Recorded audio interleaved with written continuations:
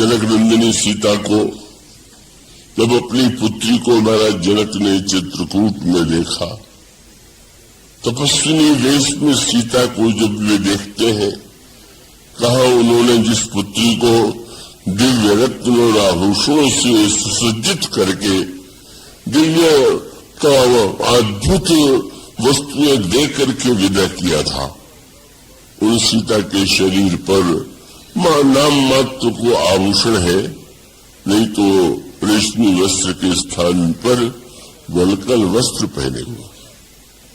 साधारणतया पिता दुखी हो जाएगा, मेरी पुत्री को इतना कष्ट हो रहा है, कहा कितना मैंने दिया और कहा इस पुत्री को आज बन बन भटकना पड़ रहा है।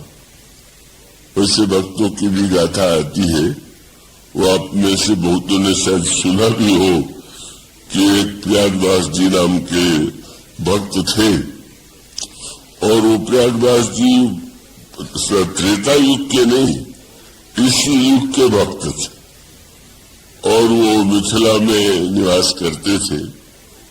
और जब वो बहनें आती थी अन्य घरों में, तो वो आती थी भाई के हाथ में राखी बांधने, और वो प्रयागदास जी की कोई बहन नहीं थी, तो वो दुखी हो जाते थे। और उन्होंने अपनी मां से कहा कि क्या मेरी कोई बहन नहीं है? तो मां भावुक थी, उन्होंने कहा वो तुम्हारी बहन तो बहुत श्रेष्ठ है। वो कहा है? बोले वो तो सीता। और इतने भोले थे कि उन्होंने उस पर विश्वास किया। मेरी बहन कहाँ है? अयोध्या में। अयोध्या में वे पहुंचे तो वो अनेक लीलाएं होती है, परंतु में यह संकेत मिला कि उनको समाचार मिला कि वो तो वन चले गए, और वन चले गए हैं तो उनको इस कल्पना से बड़ा दुख हुआ कि अब मेरी बहन जो है कहाँ सोती होगी, कुश के ऊपर, पत्तों के ऊपर। तो उन्होंने एक खाट बनवाया और खाट बनवा करके चित्रकूट में बैठ के प्रतीक्षा करने लगे। और जब उनके भावना को कृतार्थ करने के लिए भगवान सामने आ गए, तो उन्होंने बड़ा उलाहना दिया कि मेरी बहन इतनी सुकुमार है और तुम यहां बन बन भटक रहे हो, तुम आए तो आए, इनको क्यों ले आए? अब किशोरी जी ने समझाया कि नहीं, वो तो मैं ही अपनी इच्छा से आई हूं, इन्होंने ये कष्ट थोड़ी दिया और मुझे कोई कष्ट थोड़ी। वो कह रहे थे कि नहीं, कम से कम मैंने जो खाट बनवाया है उसे तो स्वीकार कर ली। दोनों बड़े भावुक थे कि उन्होंने कल्पना कर रहे थे कि उनको कितना कष्ट हो रहा होगा। फिर भगवान ने, सीता जी ने उनको कहा कि बस तुम जो है इस खाट पर सोया करो, और तुम्हारे खाट पर सोने पर मुझे उतना आनंद आ जाएगा जितना स्वयं जो है वो खाट पर सोने में जो व्यक्ति को दूसरे पलंग पर आता है। तो प्रयागदास जी को बड़ा दुख, और जिसने भी देखा सीता जी को उस वेश में कितना कष्ट हुआ, कहा इतना दिव्य सुख, और कहा इस प्रकार से दुर्बल हो गई है कि शरीर पर वन का वस्त्र है।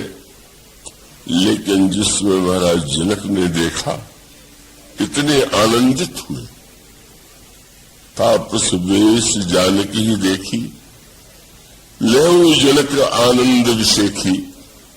और आपने अपनी पुत्री को हृदय से लगा करके कहा, पुत्र पवित्र किए कुल दो, सुजस धवल जग का सबको। पुत्री, तुमने मेरे ही कुल को नहीं, भगवान महाराज दशरथ के कुल को भी धन्य बना दिया, पवित्र कर दिया। क्या संकेत? बोले श्री राम को वन दे करके महारानी कैकेयी ने नारी जाति पर कलंक लगा दिया कि नारी इतनी स्वार्थी हो सकती है कि अपने स्वार्थ के लिए श्री राम को कष्ट दे दे, वन दे दे। लेकिन तुम कितनी महान हो, कि तुम्हें वन नहीं दिया गया, पर वन न दिए जाने पर भी तुम यदि वन में आई और सेवा के व्रत को और अनेक कष्ट उठाए। भगवान राम ने सीता जी से कह दिया था, मैं तुम्हें भविष्य बता देना चाहता हूं, क्या मेरे साथ वन में बहुत कष्ट होगा, और कष्ट केवल वन में ही नहीं होगा, भविष्य में भी इसको लेकर तुम्हें बहुत कष्ट भोगना पड़ेगा। भगवान राम का संकेत बड़े दूर तक था। भगवान राम ने कहा, जो हठ करहु प्रेम बस पामा, तो तुम दुख पाओगे परिणामा। तुम्हें सुख नहीं मिलेगा, दुख मिलेगा। अब तुम इसको समझने के बाद निर्णय करो। और उस समय श्री सीता जी ने कहा कि महाराज, प्राणनाथ करुणायतन सुंदर सुखद सुजान, तुम बिनु रघुकुल कुमुद विदु सुरपुर नरक समान। आपसे अलग होकर के अगर मुझे स्वर्ग में जाना पड़े तो नरक के समान दुखदायी, और आपके साथ दो महानतम दुख है, वो भी मेरे लिए सुख है। प्रभु को इच्छा न होते हुए भी साथ में ले आना पड़ा। और उसमें हृदय से लगा करके महाराज जनक को गंगा जी की याद आई, और उन्होंने कहा, पुत्री, गंगा जी के उद्भव से अनेक तीर्थ बने, पर तीन तीर्थ विशेष महत्व के हैं। चौपाई आपने रामायण में पढ़ी होगी। गंगा अवन थल तीन बड़े रे, गंगा जी ने तीन तीर्थ बनाए, पर तय किए साधु समाज घनेरे। तुम्हारे चरित्र की गंगा ने तो इतने तीर्थ बना दिए शंकर जी के मस्तक से हिमालय पर, और गंगा जो जो आगे बढ़ती जाती है उतनी गंदगी मिलती चली जाती है। गंगा जितनी गंगोत्री में उज्जवल दिखाई देती है, अन्यत्र तो नहीं दिखाई देती।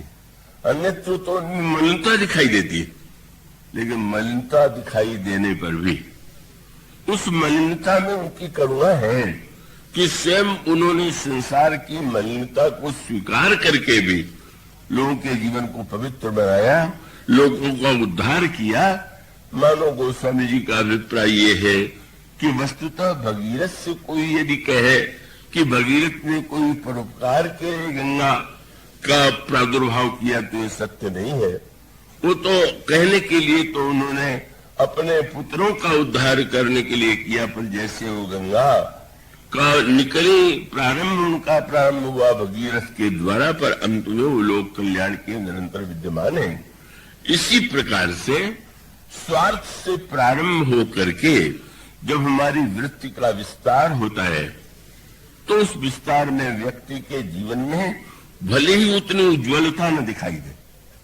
मानो शंकर जी जब का देवताओं की काम के द्वारा प्रहार किया गया और शंकर जी की दृष्टि खुली, तो बाद में भले ही काम को कष्ट भोगना पड़ा, काम को भले ही उन्होंने जला दिया, परंतु में तो भगवान शंकर को विवाह करना स्वीकार न करना पड़ा।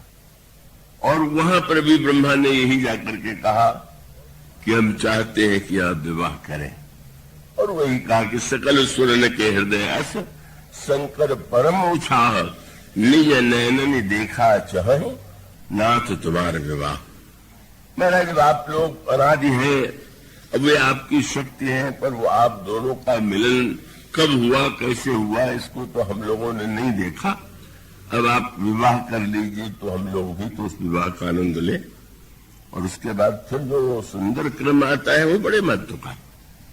भगवान शंकर विवाह करके आए तो ऐसा नहीं कि उनके जीवन में श्रृंगार नहीं, भोग नहीं है, ऐसा बिल्कुल नहीं। मानो ये रामायण श्री रामचरित मानस में मानव जीवन का जो संतुलन है उसकी ओर संकेत है। अभी नहीं कि कब विवाह करके आया और उसी दिन से वेदांत का उपदेश या भक्ति का उपदेश पार्वती को देने लगे। कई लोगों को यह अतिरेक हो जाता है, वो समझते नहीं कि हर वस्तु का समय होता है। इसे गोस्वामी जी कहते हैं भगवान शंकर जब विवाह करके लौटे तो गगन समय तो बसही कैलासा, हर गिरिजा विहार नितनय, ये विधि विपुल काल चले गए हूं। भगवान शंकर और पार्वती विहार करते हैं और गोसो करही शब्द स्पष्ट कर दिया, करही विविध विधि भोग विलासा और गणन समेत बसई कैलासा। भगवान शंकर के लिए जब इस शब्द को लिखा गया तो किसी ने कहा विस्तार से वर्णन आप कर सकते हैं। उन्होंने कहा कि नहीं, जगत माता भगवान शंकर जगत पिता है और भगवान भगवती उमा माँ है, इसलिए जगत मातु पितु संभव भवानी तेई श्रृंगार न कहूं बखान। इसलिए मैं केवल इतना संकेत करता हूं, उसका उद्देश्य क्या है आगे चल करके फिर आप देखेंगे। बहुत काल तक इस तरह के बाद तारक सिर को वध करने वाले स्वामी कार्तिक का जन्म हुआ और स्वामी कार्तिक के द्वारा संहार हुआ तारकासुर का और संसार के लोग सुखी हो गए। अब उसके बाद जहां विवाह हुआ, विवाह में ऐसा भी लगा कि श्रृंगार है, राग है, और उसके बाद गोस्वामी जी वह दृश्य बताते हैं जब भगवान शंकर का एक रूप वह है जिसमें वे समाधि में, दूसरा रूप वह है जब वे देवताओं की प्रार्थना पर जब वे काम को भस्म कर देते, और तीसरा रूप वह है जब विवाह करते हैं और विवाह के बाद श्रृंगार की समस्त जो प्रक्रिया है उनके जीवन में सामने आती है। और उसके बाद गोस्वामी जी ने कहा फिर एक ऐसा अवसर आता है कि जब वट वृक्ष की छाया में भगवान शंकर अपने आप अकेले थे। शंकर जी, कोई शिष्य भी साथ में नहीं था, कोई गण भी नहीं था। आपने अपने जो बागांबर था वो बागांबर शंकर जी ने अपने हाथ से बिछा दिया और वट की छाया में बैठ गए। अब वहां पर दो रूप है शंकर जी के। एक रूप वह है जहां पर भगवान शंकर परम प्रशांत है, दूसरा वो है जहां शंकर श्रृंगार में संलग्न दिखाई दे रहे, और तीसरा रूप गोस्वामी जी ने लिखा कि अब भगवान शंकर का दर्शन करके ऐसा लगता है क्या बैठे सोह काम रिपु कैसे, धरे शरीर शांत रस जैसे। और तब पार्वती भर अवसर जानी, गई सम्मुख मातु भवानी। तब पार्वती भगवान शंकर के चरणों में जाकर के प्रणाम करती हैं, और तब उन्होंने जब बड़ी विनम्रता से शंकर जी से कहा कि महाराज मेरे हृदय में कुछ संदेह है, डर गई कि फटकार न पड़ जाए, इतना कष्ट भोग लिया, अब भी शंकर तुम्हारे मन में संशय बना हुआ। तो आपने कहा तब कर अस विमोह अब नहीं है, तो मोह पर वैसा नहीं है। का अब तो राम कथा पर रुचि मनमाई, श्री राम की कथा के प्रति मेरे मन में रुचि भी आ गई है, तो इसलिए आप मेरे प्रश्न के उत्तर में कृपा करके राम कथा सुनाओ। भगवान शंकर ने कितनी प्रशंसा किया। राम कृपा ते पार्वती सपने ही तव मन माही, शोक मोह संदेह भ्रम मम विचार कछु नाहि। भगवान की कृपा से तुम्हारे हृदय में शोक मोह संदेह तो है ही नहीं। तात्पर्य क्या है? जब भगवान शंकर ने, भगवान राम ने स्वयं तुम्हारी कथा की और कथा सुना करके तुम्हारी पवित्रता का वर्णन किया, तो तुम में तो ये बात हो नहीं सकती। पर तुमने जो आज प्रश्न किया वो तुम तो अपने लिए कह रही हो कि मेरे मन में संदेह, लेकिन मैं यही कह सकता हूं कि वस्तुतः तुम्हारा एक कथा, वहां पर शब्द ये था, उनका पूछे वो रघुपति कथा प्रसंगा, सकल लोक जग पावनी गंगा। गंगा एक तो मेरे सिर पर थी जिसको भगीरथ ने संसार के लिए प्रकट कर दिया, पर मेरे हृदय में भी राम कथा की गंगा न जाने कब से विद्यमान, और वो राम कथा की गंगा बाहर नहीं निकल रही। मैं उस आनंद में डूबा हुआ हूं। लेकिन आज तुमने कैसा सुंदर प्रश्न किया है कि तुम्हारे संदेह भ्रम के बहाने वो कथा जो मेरे द्वारा कही जाएगी, वह कथा तो अन्य लोगों को भी क्रमशः प्राप्त होगी। मानो तुम्हारी द्वारा जो किया जाने वाला प्रश्न है वो गंगा, तो गंगा का अभिप्राय यही है। मानो तात्पर्य है कि अगर गहराई से विचार करके व्यक्ति देखे तो उसको लगेगा कि स्वार्थ की पूर्ति के लिए भी परोपकार आवश्यक है, परहित आवश्यक है। और इसी क्रम को रामायण में सर्वत्र दिखाने की चेष्टा की गई, गीता में बताने की चेष्टा की गई। कहा गीता में भगवान कहते हैं व्यक्ति कर्म तो करता ही है, क्योंकि कर्म करना उसकी बाध्यता है। कर्म किए बिना व्यक्ति रह नहीं सकता। लेकिन भगवान कहते हैं जब कर्म करता है तो अच्छा है, बुरा है, और उस कर्म का परिणाम भी अच्छे और बुरे के रूप में उसे भोगना पड़ता है। इसलिए वे कहते हैं कि व्यक्ति का कर्तव्य है कि वो कर्म जो है अगर यज्ञ भावना से करे, यज्ञार्थात कर्मो नित्य लोकोयम कर्म बंधन, व्यक्ति अगर यज्ञ भावना से कर्म करेगा तो उस कर्म के द्वारा उसको बंधन नहीं होगा। महाराज यज्ञ करने से क्या लाभ होगा? खेत में अन्न डालते हैं तो स्पष्ट दिखाई देता है, बीज निकला, बीज फूटा, बढ़ा, उसमें अन्न आया। अब अग्नि कुंड में अन्न डाल दिया तो वो तो यही दिखाई दे रहा है कि जो था भी वो भी भस्म हो गया। लेकिन भगवान कहते हैं नहीं, बड़ा लाभ होगा। क्या लाभ होगा? बोले जिसमें व्यक्ति यज्ञ करेगा तो यज्ञात भवति पर्जन्य, पर्जन्यात अन्न संभव, अन्न के लिए भी तो जल चाहिए। अगर यज्ञ किया जाएगा तो यज्ञ से बादल बनेंगे और बादल से जल की वर्षा होगी और वर्षा से व्यक्ति को अन्न मिलेगा। आश्चर्य! प्रत्यक्ष हम डालते हैं, लेकिन प्रकृति ने कितना सुंदर संकेत किया। खेत बनाना आपके हाथ में हो सकता है, अच्छा बीज डालना आपके हाथ में हो सकता है, पर जब तक जल न गिरेगा तब तक आपका डाला हुआ बीज जो है वो अंकुरित नहीं होगा। मानो प्रकृति से कह लीजिए, इंद्र से कह लीजिए, ईश्वर से कह लीजिए, व्यक्ति कहीं न कहीं जुड़ा हुआ है। और जब जुड़ा हुआ है तो भगवान ने कहा यज्ञ के द्वारा व्यक्ति को अन्न, मेघ बनेंगे, मेघ से वर्षा होगी। क्या लाभ हुआ? खेत में अन्न डाला तो भी बीज से अन्न मिला। पर मन सूत्र यही है कि जब आप खेत जोतते हैं तो किसान मान के चलता है मेरा खेत, जब उसमें बीज डालता है तो ये मानता है कि मेरे द्वारा गया बीज है। जब खेती बढ़ के पकती है तो समझता है मेरे परिश्रम का ये फल है, और वो अपने घर में लाता है। लेकिन यज्ञ से जब बादल बनेंगे तो बादल केवल यज्ञ में आहुति देने वाले के घर में थोड़ी, खेत में थोड़ी बरसेंगे। किसी ने दिया था यहीं बरसो और खेतों को छोड़ दो। वो जो बादल बनेंगे सबके खेत में वर्षा करें।